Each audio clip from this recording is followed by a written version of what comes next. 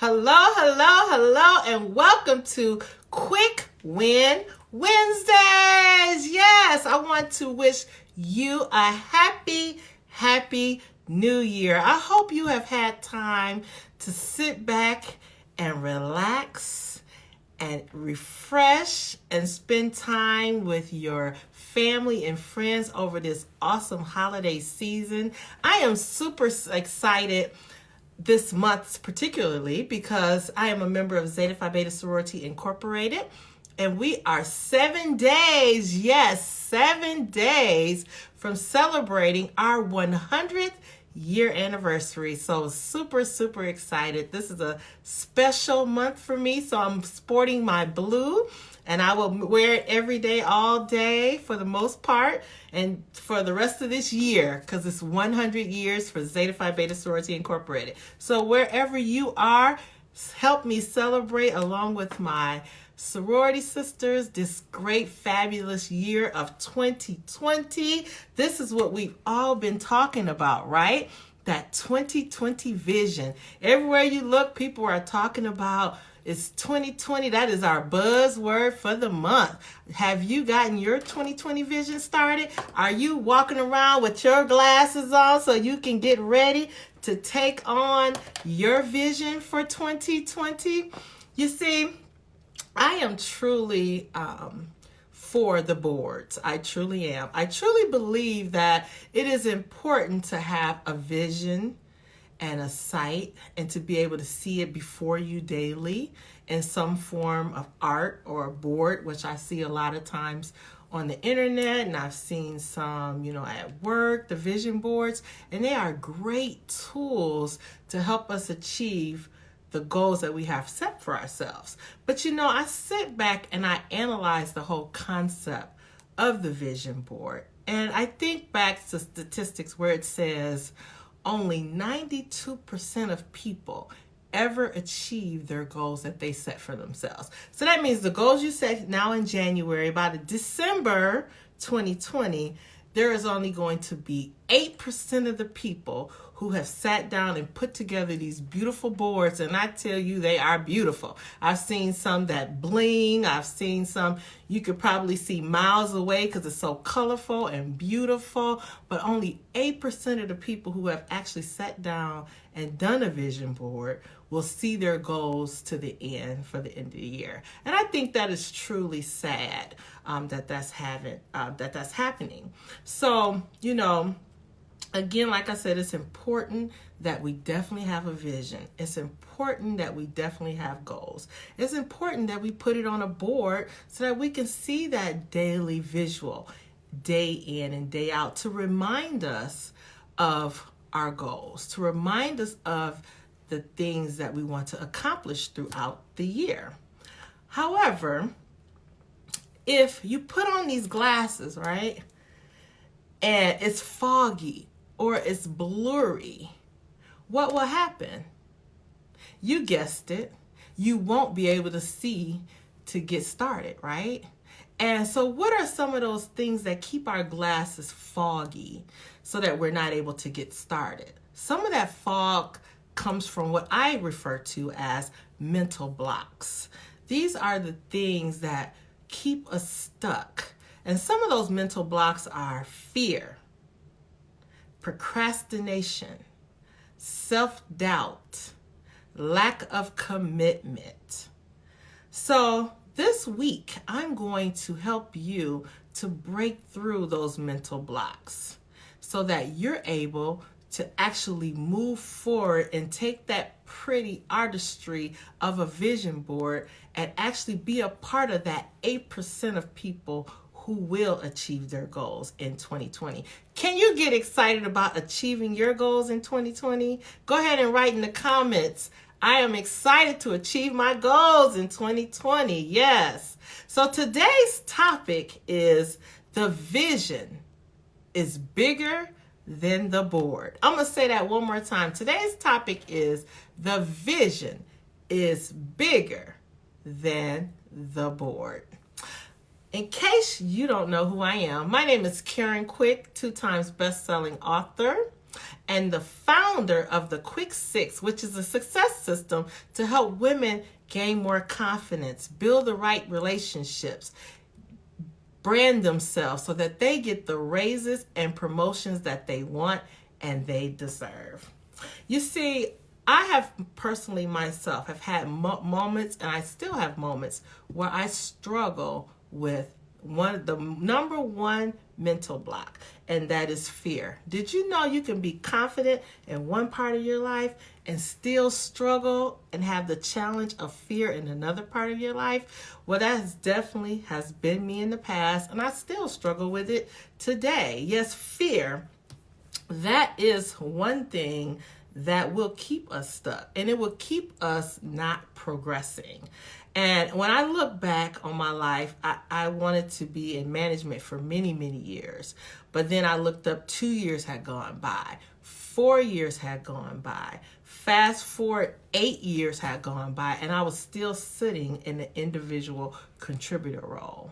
And I contribute that to fear, right? Fear of success, fear of the unknown. I didn't know quite what would be on the other side of the success. So I was fearful for moving forward. So I kept hibernating with my two best friends, stagnant and complacency. And I looked up and I was not growing, and I was still stuck in the individual contributor role. And so I psyched myself up to believe everything that fear was telling me, right? And we all know fear is false evidence appearing real. And it's false because, did you know, 90% of the things that we sit back and worry about will never happen? And the other 10% that may occur will be things that we can manage through. It'll be things that we can learn from, and it'll be things that we'll be able to grow from. And so I want to encourage you to not allow fear to continue to hold you back, so that you can take those goals that you're putting on this beautiful board and be able to bring them to fruition. Okay? So how do you leverage fear so that it stops to hold you back? And that's what I want to share with you today. Because what I know for sure, and from past experiences, is that the mental blocks will block you from being able to ever get started with anything on that board. Okay? So get your pen and paper, and I want to help you learn how to leverage the power of the fear so that you can move forward and not be stuck with those goals sitting on that vision board and not coming to fruition. So, number one, I want you to get comfortable embracing the discomfort. Get comfortable embracing the discomfort. The journey to accomplishing your goals will not be comfortable. And I'll be lying if I sit here and told you through all my struggles to moving from individual contributor to IT director, it has not been tough. It has definitely been uncomfortable in a lot of instances, right? But I want you to practice getting comfortable being uncomfortable. Because if you're not uncomfortable, guess what? You're not growing. If you're still in comfort lane, living on comfort lane, 69 Comfort Lane Avenue, guess what? You are not growing. And you will look up 5 years from now, 10 years from now, still where you are today. You'll look up, let's back it up a little bit. You'll look up in December of 2020, and you'll look at that beautiful vision board, and all those lovely goals on there will not be accomplished, right? So embrace discomfort. So here's an exercise I want you to do. I want you to take a situation. Now, don't take a real hard situation. I want to take you baby steps. So take a situation that makes you mildly uncomfortable, right? I don't want it to make you uncomfortable to where you pass out. I want it to be a mild discomfort. It could be something as, for example, if you're afraid of heights, it could be something like going up a real tall building like the Sears Tower in Chicago, right? Say that you don't quite like peas or chitlins. You could say, I'm going to step into my fear and I'm going to try these peas, or I'm going to try those chitlins and see if that delicacy is something that I will enjoy, right? And so it could be something like talking to the opposite sex. Maybe you're a little nervous about talking to the opposite sex. It could be something as simple as that. But I want you to, whatever that is, I want you to force yourself to deal with it and do it in your discomfort. Okay?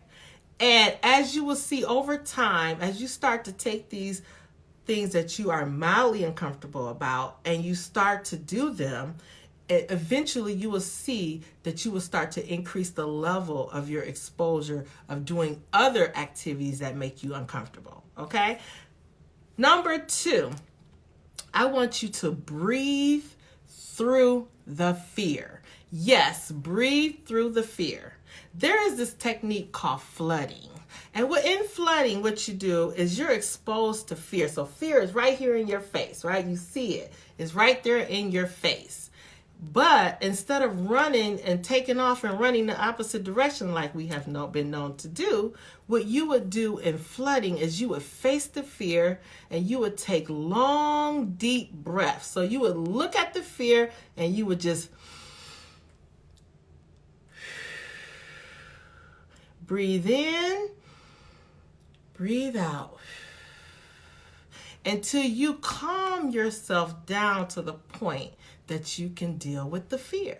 When I was writing my book, or my books last year, I was fearful. I had anxiety in several portions of the development of that book, right? Because I didn't know how it would come out. I didn't know how it would be received. And so there was moments where I felt my anxiety level increasing. And so instead of just giving up and throwing the book in the trash and saying, forget it, forget the whole process, it's too much, I would sit and I would have moments to where I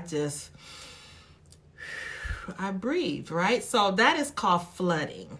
And so I want you to do that exercise whenever you're faced with a fear that seems overwhelming to you. Just take time, stop, pause, and do that breathing exercise. And think about that fear as you breathe, and you will start to see it dissipate. It won't take over your life as it has in the past, okay? So, number 3, reflect on past fears where you have pushed through.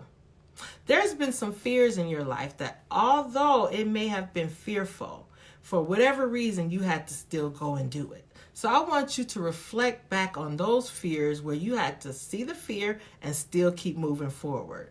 Because I tell you this is what I know for sure. You can always go back to where you've once been. So if there was a fear in your past that you had to deal with, I want you to write it down, what it was. How did you push through despite the fear? What strengths did you have to tap into? Because when you're faced with fear as you try to achieve your goals this year on that vision board, I want you to think back and reflect on what you had to do when you were faced with another fearful situation. Okay? Because I don't want this mental block to block you from being able to achieve all the goals on that beautiful board that I know you have. Okay? So just a quick recap. How do you leverage the power of fear? Number 1, you embrace discomfort. Number 2, you breathe through the fear with a technique called flooding. And number 3, you reflect on your past fears and where you pushed through the fears and did it anyway, so that it gives you the courage and strength to keep moving forward. So fear is one of the most common challenges that many of us face. Learn to work through the fear. I want to encourage you to continue to learn to work through the fear and gain the ability to make positive choices for yourself in your life. We no longer want to let fear block us from being able to achieve any more of our goals. We want to be a part of that 8% of the successful people come December 31st, 2020, who can look back and truly reflect on their board and say, yes, I did that, check. Yes, I did that, check. Yes, I did that, check. It's time to embracing your fear will help to boost your confidence, and it will help you to keep going year after year after year after year. Okay? So it's time to get started today, not tomorrow, but today, with these 3 tips that I've given you here. Type in the comments section how this has been helpful for you. And then a part of this tribe, what we do is we share it out so that others can enjoy and learn and grow as well. So I want you to tune in tomorrow because, as I said, I am going to be busting those mental blocks so that you can go on and achieve all the goals that you have on your vision board. Because remember, the vision is bigger than the board. So tune in tomorrow where we're going to get started with self-doubt. So tomorrow's topic will be, Sister, Sit Up. 3 ways to restore your confidence so you win at home, at work, and in life. So until tomorrow, take care.